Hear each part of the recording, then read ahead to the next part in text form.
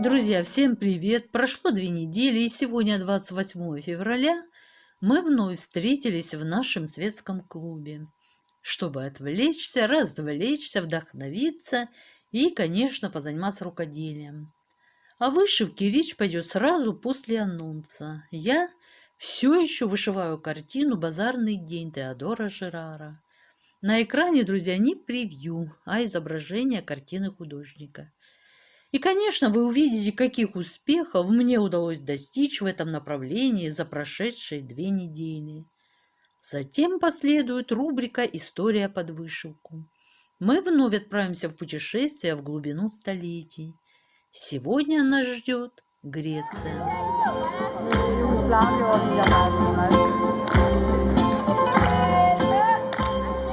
Мы узнаем, что происходило в мрачном замке в Микенах. Станем свидетелями, образно говоря, столь гнусных преступлений, что даже солнце скрылось тогда, чтобы не смотреть. Прикоснемся к жизни греческого народа, а жил он далеко не счастливо. Царь, преуспевший во всех начинаниях, ослепил себя, чтобы не видеть ужасов своего времени. 13 век до нашей эры не столько век героев, сколько эпоха бунтарей, восставших против привычной жизни, потому что она стала невыносимой. Это и многое другое касаемо данной темы. Прообраз Олимпийских игр, Генрих Шлиман и Микенская цивилизация, золотые погребальные маски и более 40 килограммов золота ждут нас во второй части видео. Тайм-код в закрепленном к видео комментарии. А сейчас, друзья, вышивка. 14 февраля, пятница, без четверти 10, и взял свое начало новый 2-недельный вышивальный период. Планирую за это время вышить не менее 10 тысяч крестиков. А вот к какому в итоге результату и как мне удалось прийти, я сейчас и продемонстрирую, можно сказать, пошагово. Ну а я, друзья, продолжу вышивать основание фонтана. Так, второй день принес завершение этого эпизода. Дэвид, вкушающий яблочко. Сейчас смещусь немного вправо и выщу его маму Пегати. Пегати? Ты хочешь сказать, что есть такое имя в природе? Пегати? Вот она, красавица. Вышивать я буду ее верхнюю часть. Блузу, жабо прекрасная, роскошная, белоснежная. И корсаж. Судя по цветовой гамме, должны встречаться цвета белый, серый в складках, кремовый и золотисто-болотистый. Сейчас посмотрим, что предложит нам схема. Так, участок я разметила на 1500 крестиков. И посмотрим сейчас. Как обычно, парад единичек. И пошли. Масса цветов и оттенков. Да, так что на первый взгляд кажется, что одеяние нашей Пегати простое и несложное. А вот сколько оттенков оно содержит. Ой-ой-ой. Прекрасно. 38,65 номер ниточек. Белоснежный. И содержать он будет 184 крестика. А предпоследний 68, 54, 53 и так далее. Так что вот так.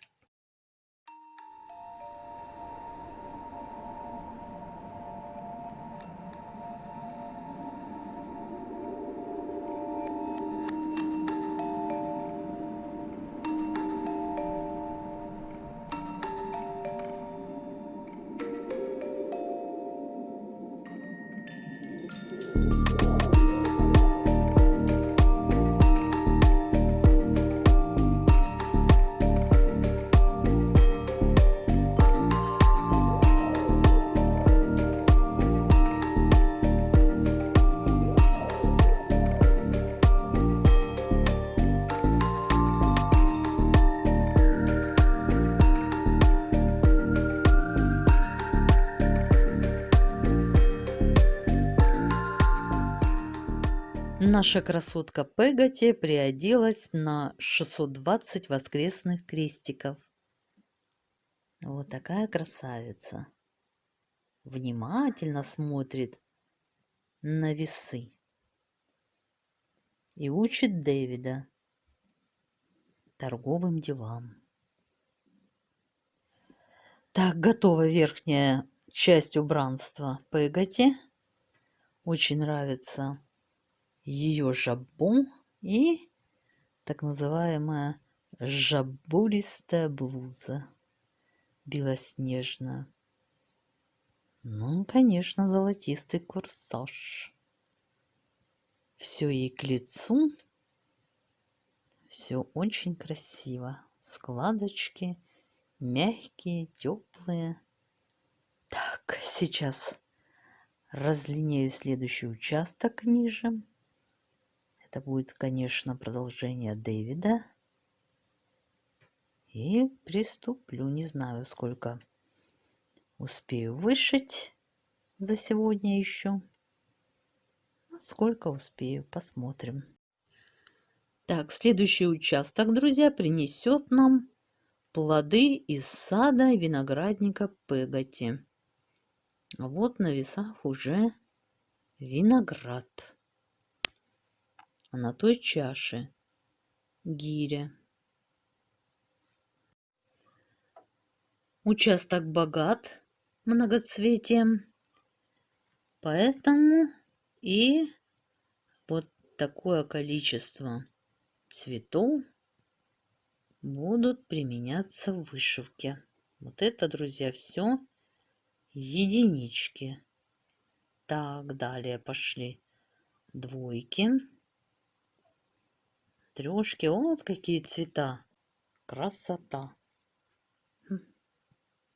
Сколько разнообразия какое. Так, ну, конечно, яркие сочные яблоки, виноград, рука Пегати, весы. А еще просматривается основание фонтана. Поэтому здесь, наверное, будет максимальное количество оттенков. И самый крупный символ, содержать он будет 66 крестиков. Очень нравится мне этот цвет, горячий, солнечный, соломка. В общей сложности участок Пегати и начало нового вышито 645 крестиков. Правда, здесь пока непонятно, что вышивается. Продолжим завтра. Так, итак, хорошо проступили фрукты нашей красавицы. Вот такие яркие, сочные, теплые, солнечные цвета ниточек использовались при вышивке данного элемента. Некоторые из них используются мной впервые. Очень интересно. Красота, красота. Вот сама Пегати, ее нижняя часть стала проступать.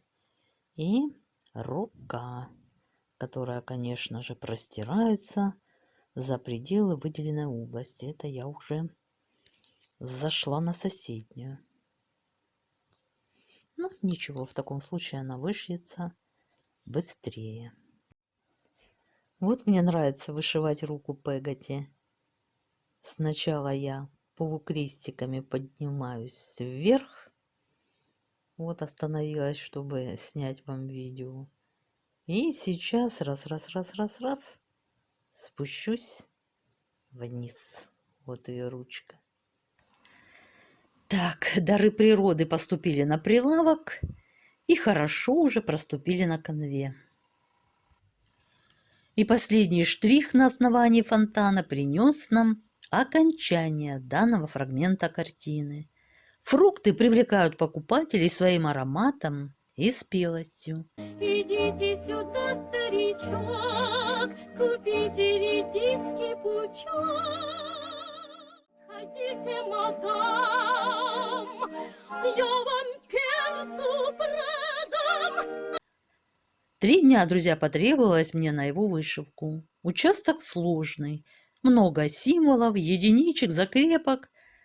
Так, а сейчас я продолжу вышивать нашу Пегати. Не знаю, сколько за сегодня успею. Ну, сколько успею.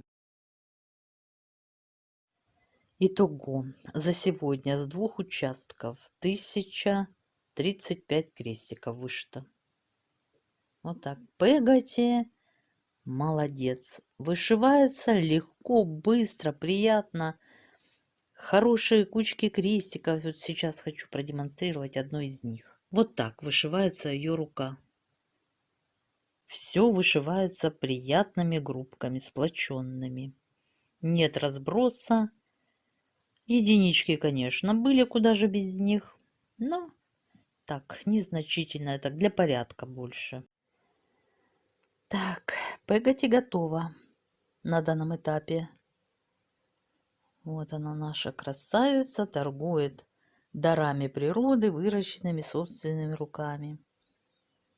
Дэвид помогает ей, грызет яблочко и смотрит на печушек в клетке у ловца птиц. Очень довольна этим участком, друзья. Рукав, фартушек, одежда, юбочка Пегати. Все вышивалось очень легко, быстро. Даже не заметила, как я ее вышила. Очень приятный, не капризный, добродушный персонаж. А вот предыдущий, конечно, с фруктами пришлось повозиться. Сплошные единички. И основание фонтана, конечно, тоже рябило россыпью. Так, а теперь нас ждет разворот канвы. Итак, подготовилась я к вышивке следующего эпизода.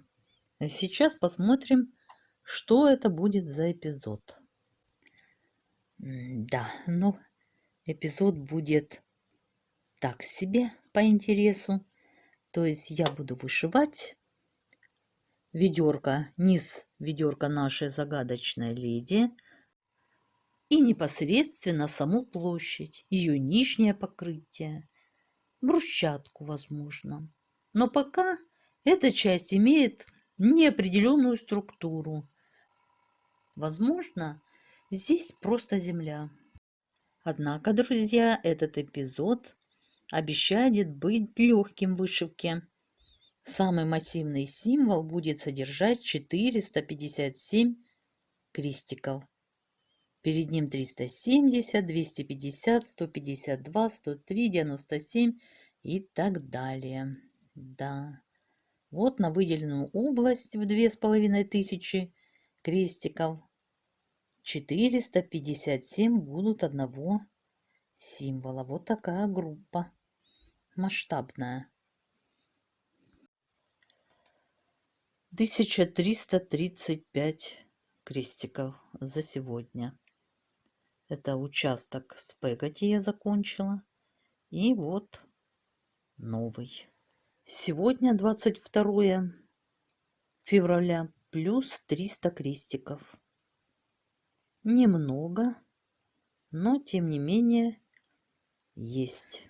Все, участок завершен. И выглядит он очень натурально.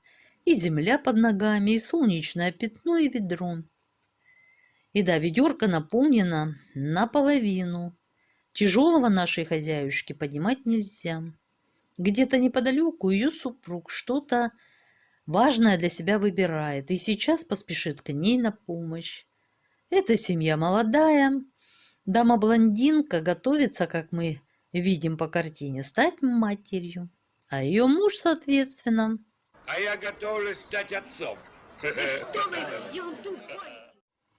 Спускаемся по канве ниже.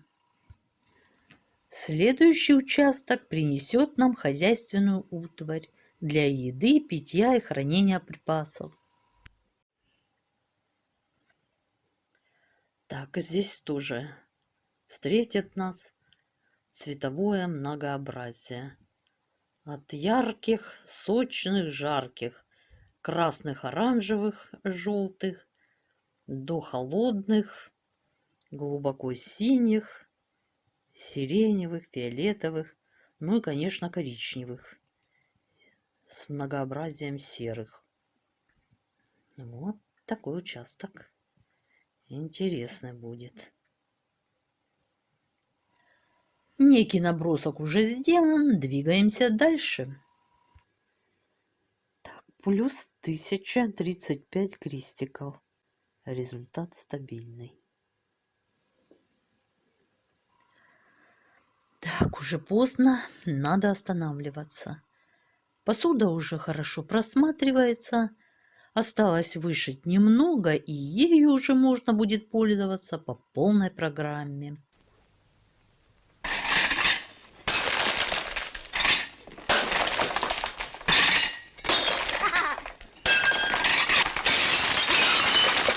Слава богу, нашли общий язык. Пройдемся взглядом еще раз по вышитым недавно участкам. Вышито уже 36,8% картины. В крестиках это составляет 127 410.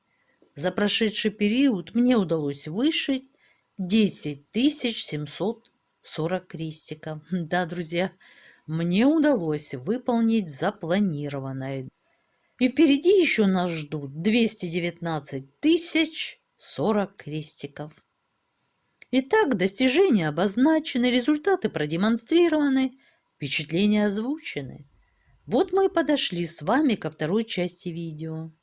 Спасибо, друзья, за ваши просмотры, подписку, лайки и комментарии. А теперь настраиваемся на нужный лад и отправляемся в путешествие по древнему миру. Век героев. Царь Тантал чувствовал себя счастливым. Боги приглашали его на Олимп и сажали за свой стол. Сначала он держался робко, но через некоторое время так осмелел, что начал воровать нектар и амброзию и этими божественными деликатесами угощать своих придворных. Зевс смотрел на это сквозь пальцы, так как очень его любил. Тантал не сумел оценить дружбы повелителя богов. Он окончательно обнаглел и начал сомневаться в том, что боги действительно боги, и решил это проверить. Он пригласил самых главных олимпийцев в свой дворец и угостил обильным ужином. Блюд было множество и все изысканные. Под конец на золотом блюде внесли жаркое, которое Тантал особенно расхваливал. Однако никто из богов не прикоснулся к этому мясу. Они узнали, что это было тело царевича Пелопса. Лишь одна Диметра, которую тоска от дочери лишила свойственного богам ясновидения, съела кусок лопатки. Зевс возвратил юноше жизнь, а вместо съеденного куска лопатки вставил пластину из слоновой кости. С тех пор у всех потомков Пелопса на лопатке было белое родимое пятно. Жестокого Тантала низвергнули в Тартар и примерно наказали. Его поместили в пруду, над которым росло дерево, усеянное прекрасными плодами. Тантал изнывает от голода и жажды, но как только протянет руку за яблоком, ветка внезапно отклоняется, словно под ударом вихря. Хочет напиться воды, в которой он стоит. Вода немедленно куда-то исчезает. А вдобавок к этим мукам над ним нависает скала, которая все время качается, вот-вот готовая упасть. В страхе, голоде и жажде век за веком мучается преступный царь. После смерти отца Пелопс отправился странствовать и остановился в Пизе, недалеко от Олимпии, где царствовал Эномай. У царя была прекрасная дочь Гипподамия, которую он обещал отдать тому, кто победит его в скачках, и ставил при этом только одно условие – он отрубит голову побежденному. Пелопс не убоялся этого условия, настолько пришлась ему по сердцу златовласая царевна. Скачки проводили на колесницах, запряженных четверками лошадей. Пелопс подкупил царского возницу Миртила, который вынул один гвоздь из ступицы заднего колеса. Это привело к тому, что во время скачек царь упал с колесницы и разбился насмерть. И тут обнаружилось, что Пелопс – достойный сын своего отца Тантала. Вместо того, чтобы отблагодарить Миртила, он сбросил его со скалы. Тогда боги прокляли его вместе с потомством. Со временем власть Пелопса распространилась на всю Южную Грецию, которая была названа Пелопоннесом, островом Пелопса. Умер Пелопс в глубокой старости. Он был похоронен на берегу реки Алфей, впадающей в Ионическое море, недалеко от города Олимпия. На его похоронах устроили большие погребальные игры, которые стали прообразом более поздних Олимпийских игр. Два сына Пелопса, Атрей и Фиес, ненавидели друг друга, хотя Фиес, более мягкий по натуре, стремился к согласию. Атрей решил использовать мягкий нрав брата, притворился, будто не помнит давних обид, и отныне хочет быть его другом. Он передал ему свои извинения и просил, чтобы Фиес приехал к нему погостить. Фиес не отказался. Съели вкусный ужин, выпили много вина, расчувствовались и целовались.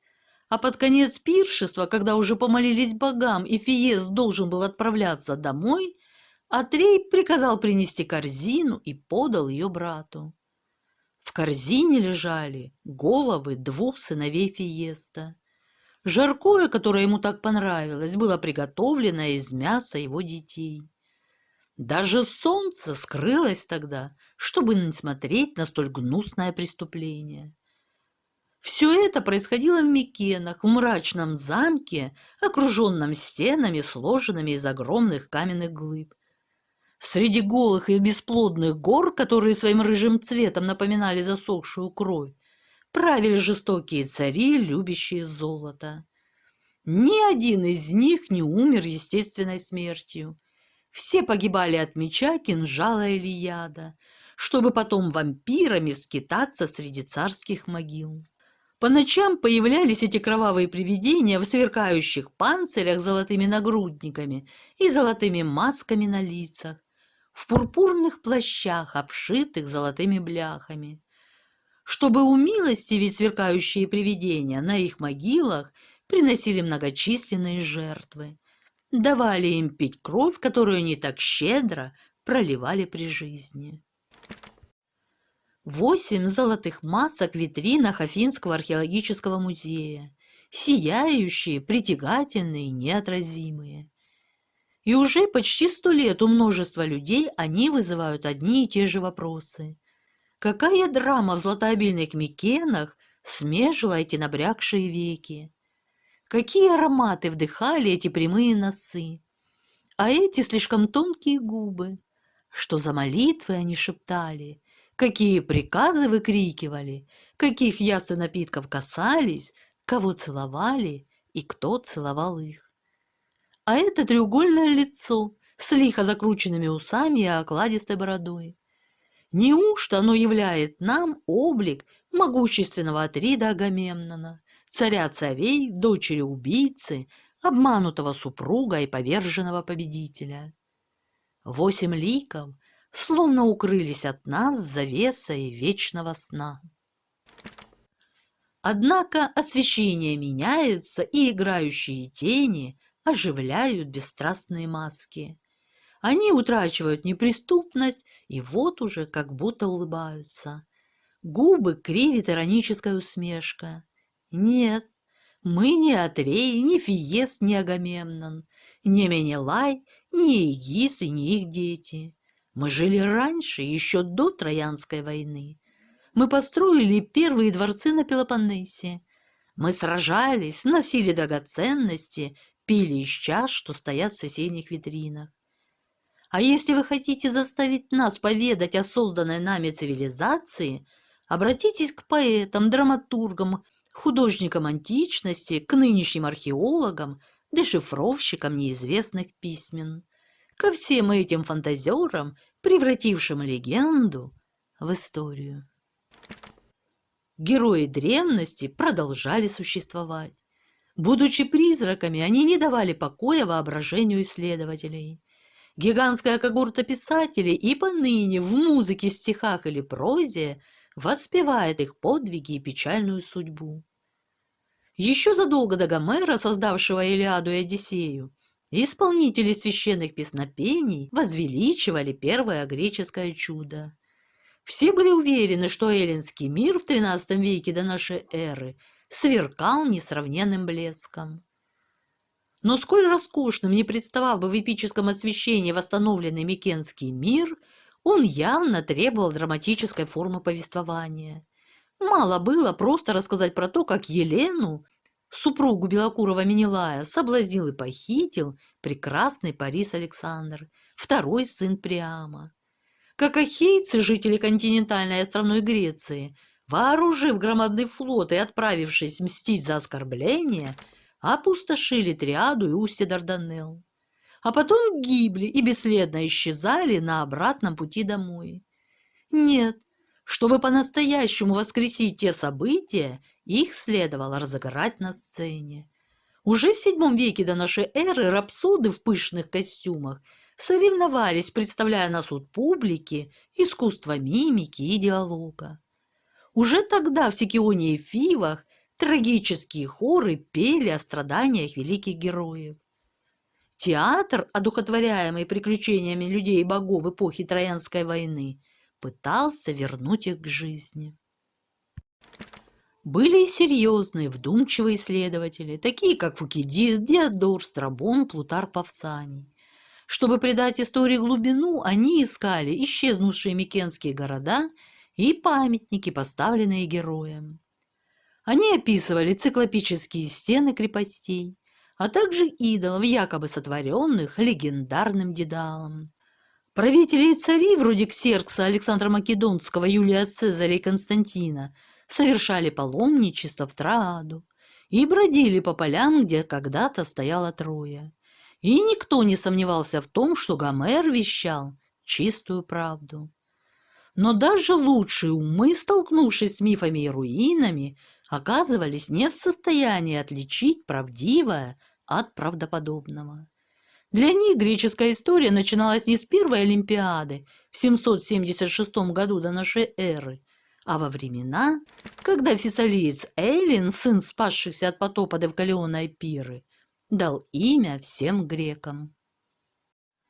Именно с такими чувствами немец из Мекленбурга Генрих Шлиман, удачливый коммерсант и страстный любитель античности, в июле 1868 года отправился на Итаку искать дворец Одиссея. Нашел он тогда лишь остатки захоронений Железного века и руины архаического города Лалкамен. Но тем не менее в апреле 1870-го решил возобновить многообещающие исследования американского консула Фрэнка Калверта на месте предполагаемого расположения Древней Трои у входа в Дарданеллы.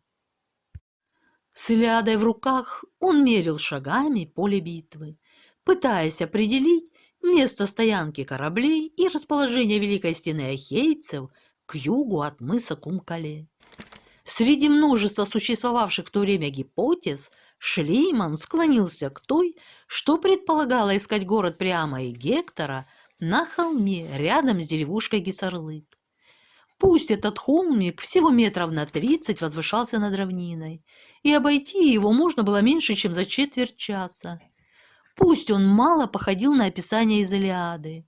Шлейман не сомневался в том, что однажды откопает там мощные укрепления Элеона, города, когда-то овиваемого ветрами, полного сокровищ, храмов и дворцов.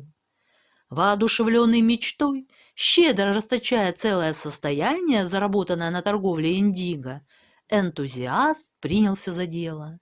Сначала вдвоем с женой, молодой гречанкой Софьей, а потом с помощниками, 2 архитекторами и археологом. С промежутками с октября 1871 по 1890 год экспедиции под руководством Шлеймана раскопали 9 основных слоев, наложившихся друг на друга развалин. Во время 3-го сезона в 1873 году В слоях на уровне пожара, обуглившего развалины второго от материка слоя, Шлиман обнаружил клад золотых украшений и смело назвал его сокровищами Приама. Стратификация была тщательно соблюдена, изучена и опубликована. Но разрушение верхних слоев, произведенное отчасти греками и римлянами, а отчасти археологами, оказались слишком значительными, и в то время не хватило сравнительного материала, чтобы подтвердить или опровергнуть эту гипотезу. В XX веке раскопки пришлось возобновить и продолжить, руководствуясь более строгой и точной методикой, разработанной американскими учеными. Их группа под руководством Карла Бледжена трудилась с 1932 по 1938 год. И лишь тогда стало ясно, насколько легенда близка к истории. Действительно, предание гласит, что в эпоху героев на одном и том же месте существовали две цитадели. Первая во времена царя Лаомедонта. Кольцо ее укреплений строили боги Аполлон и Посейдон. Царь не пожелал дать небожителям обещанную плату, и один наслал на город чуму, а другой – морское чудовище, пожиравшее всех подряд. В жертву ненасытной твари уже хотели принести красавицу Гесиону, дочь царя. Но тут явился Геракл и спас девушку. А так как герой, в свою очередь, не получил обещанной награды, он собрал друзей и с боем взял город. Во второй Трое правил Приам, внук Лаомедонта. К тому времени, когда ахейцы под предводительством Агамемнона, спрятавшись в брюхе деревянного коня, захватили и сожгли город, царь успел достигнуть весьма преклонных лет. И вот археологи доказали, что шестое по счету поселение на месте Трои, окруженное мощной стеной с бастионами, погибло около 1300 года до нашей эры в результате какого-то катаклизма, вероятно, землетрясения. А Трою-7 сожгли в 1250-1240 годах до нашей эры. Широкий глубокий слой пепла, местами почти метровый, покрывает развалины небольших плотно поставленных домов внутри крепостной стены. Сохранились огромные глиняные кувшины для провизии, осколки керамики местного производства, несколько двуручных ваз и горшков микенского стиля, а также скелеты убитых жителей города. Между тем, 1250-1240 года до нашей эры – именно то время, к которому старейший греческий историк Геродот относит Троянскую войну. Но вернемся к Шлиману. Пока его жена Софья производила на свет двоих детей, Агамемнона и Андромаху, отец семейства искал в Микенах прах их знаменитых тесок. Вооружившись книгой древнегреческого писателя и географа II века Павсания, с февраля 1874 года он вел раскопки в кольце циклопических укреплений города. Позже, в августе-ноябре 1876 года, Шлиман заложил 3 раскопа. Один вне укрепления, рядом с 2 монументальными памятниками, которые он назвал гробницами Эгисфа и Клетимнестры, другой на подступах к прославленным Львиным воротам, и, наконец, 3 за ними. Под 4-футовым слоем мусора, скопившегося за тысячелетия, в кругу вертикально поставленных плит Шлиман обнаружил 5 выдолбленных в скале прямоугольных могил. 6-ю в 1877 году откопал Стаматакис, греческий археолог, получивший задание контролировать и продолжать работу. В погребениях оказалось 19 скелетов, в том числе 2 детских и 9 женских, украшенных драгоценностями и золотыми погребальными масками. Рядом стояли деревянные ларцы и сотни сосудов из металла и расписной глины. При виде такого сокровища, более 40 килограммов золота, Шлиман окончательно уверовал, что сумел отыскать не до конца сгоревшие останки Агамемнона, Кассандры, Евримедона и членов семьи Пелопса. Лишь кропотливые исследования Дёрпфельда и греческих археологов XX века позволили выяснить, что тела были захоронены, а не сожжены.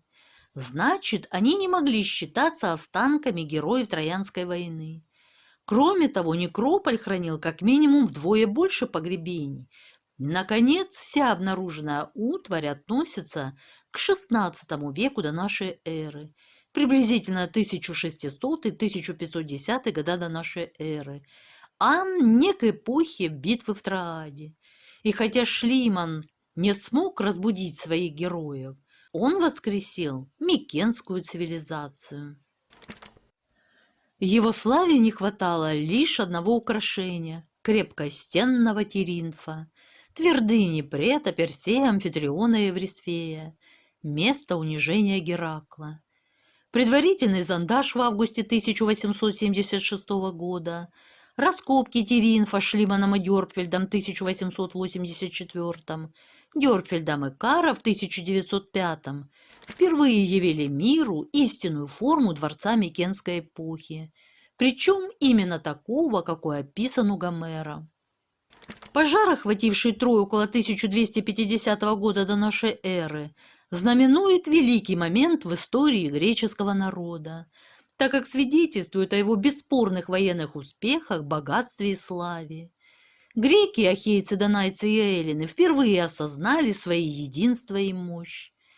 Греция завершила бронзовый век и вошла в век героев-полубогов, дерзавших штурмовать Дарданеллы или горы Ликии, сражаться с химерами и амазонками, героев, чьи имена Персей, Белерафонт, Геракл, Тесей, Ахилл.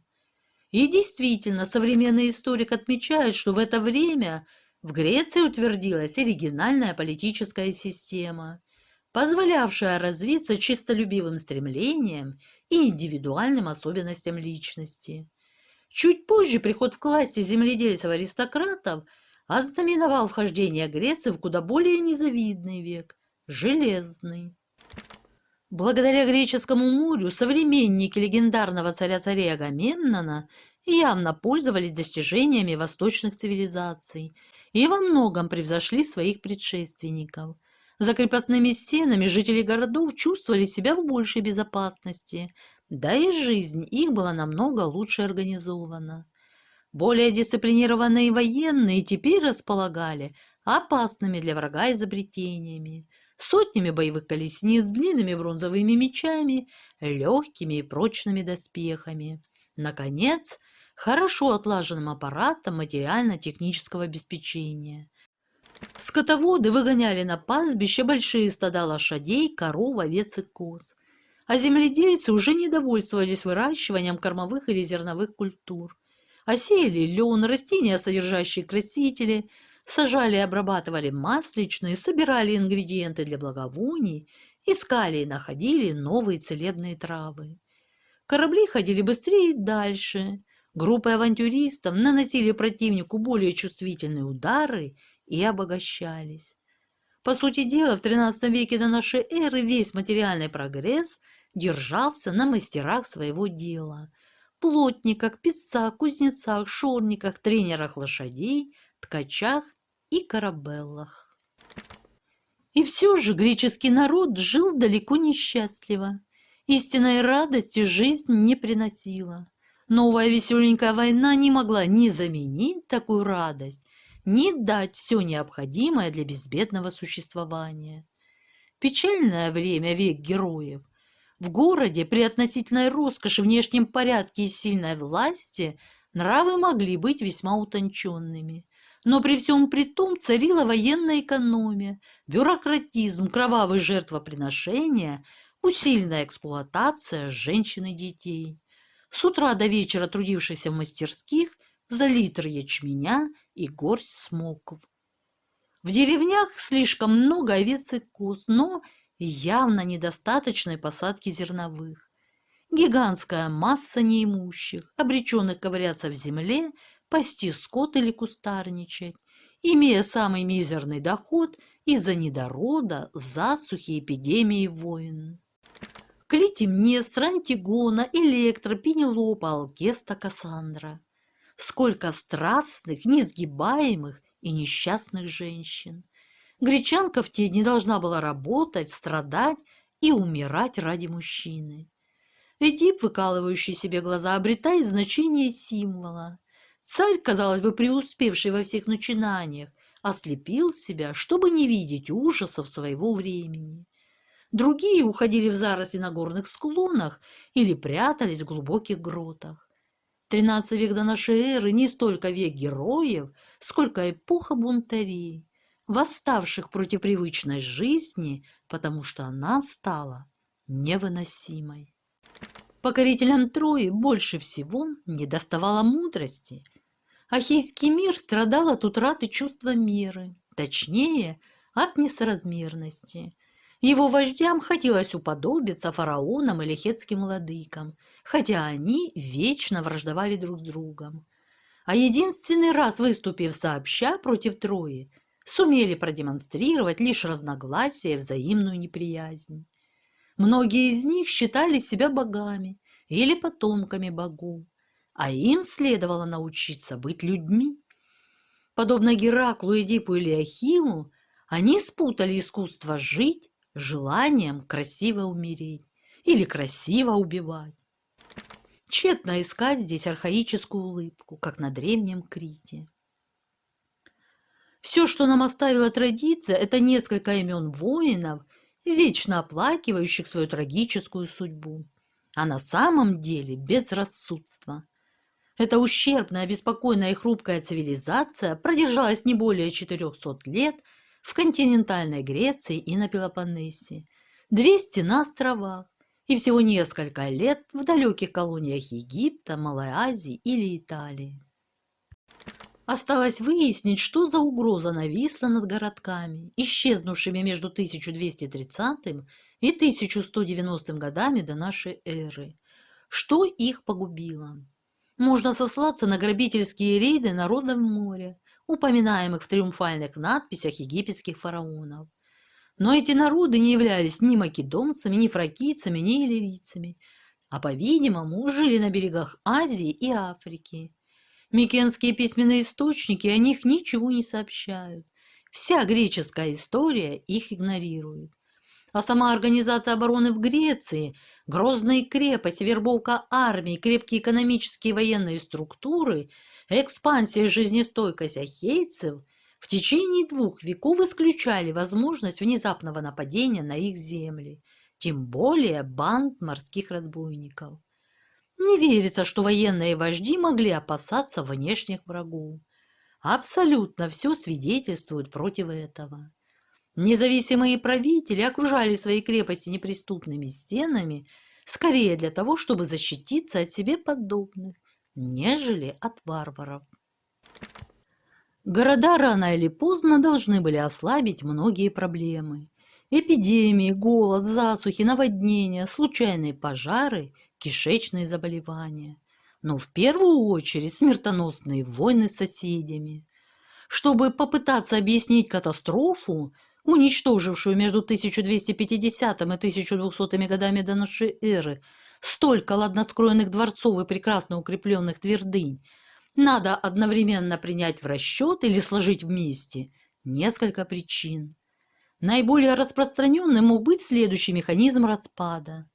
Мелкие монархии так расцвели и окрепли, благодаря земледелию, скотоводству и развитию ремесел, что вызвали ненависть подчиненных народов и менее удачливых соседей. Царствующий дом могли ослабить сразу несколько несчастий: недороды, кораблекрушения, болезни, соперничество, недостаток взаимопонимания, старость правителя. Все это потрясало общество снизу доверху. Целый рой мелких местных вождей восставали, отказывались платить налоги, а при случае не брезговали пиратством и разбоем. Самые храбрые сговаривались между собой и шли брать дворцы, где, как все знали, было полным-полно сокровищ, а законный хозяин, как Одиссей или Ахилл, отправлялся искать удачи в Троаду. Нельзя безнаказанно на столько лет оставлять Пенелопу во дворце одну среди множества молодых претендентов. Рассказы трагических поэтов об Эдипе, Одиссее, о кровавых разбойках Атрее, Фиеста и их наследников, вся эта ужасная череда бунтов и схваток из-за наследства, видимо, в целом отражает повседневную действительность второй половины XIII века до нашей эры. Возможно, Троянская война – самый яркий и достоверный пример восстаний, которые привели к уничтожению всей ахейской цивилизации. Неужели от этой столь многотрудной эпохи совсем ничего не осталось? От стольких чистолюбивых замыслов и надежд, от побед и свершений, от великих охотничьих предприятий и дерзновенных путешествий. Неужели сохранились лишь звучные имена и прекрасные легенды? А как же ремесленники, пастухи, мореходы? Разумеется, микенское наследие – не улыбка, не цветок среди песков, не мечта о счастье. И оно совсем не такое, как величайшие сокровища Минойского Крита.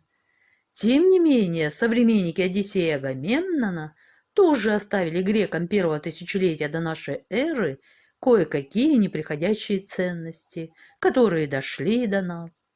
Конечно, это не золотые маски из Микен, весьма уродливые и вдобавок никому неизвестные до 1876 года.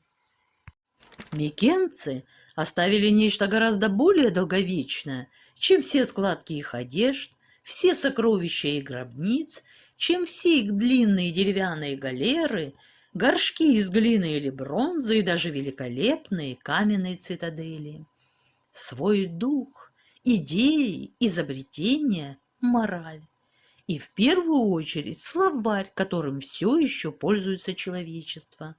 Религиозный, политический, юридический, ремесленный и военный.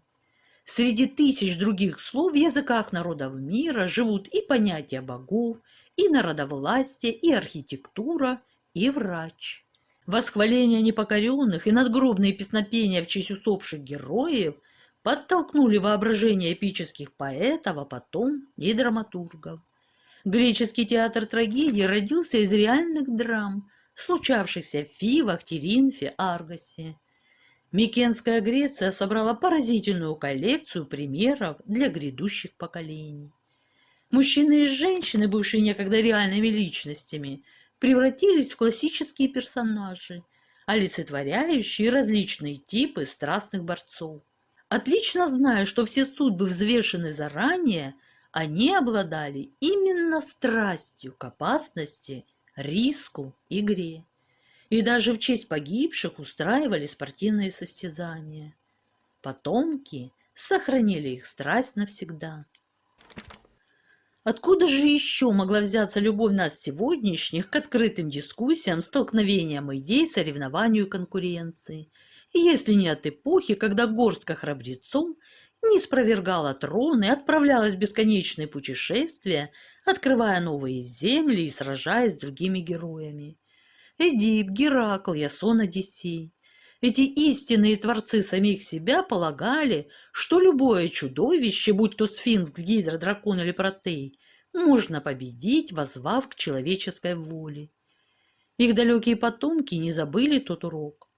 «Есть много чудес», — говорил Софокл, «но нет ничего чудеснее человека». Возможно, одно из редчайших достоинств героя Троянской войны — вера не в мудрость, а в силу человека. Спасибо за внимание. Ставьте лайки, если вам было интересно. На сегодня у меня все. Всего вам доброго. Пока-пока.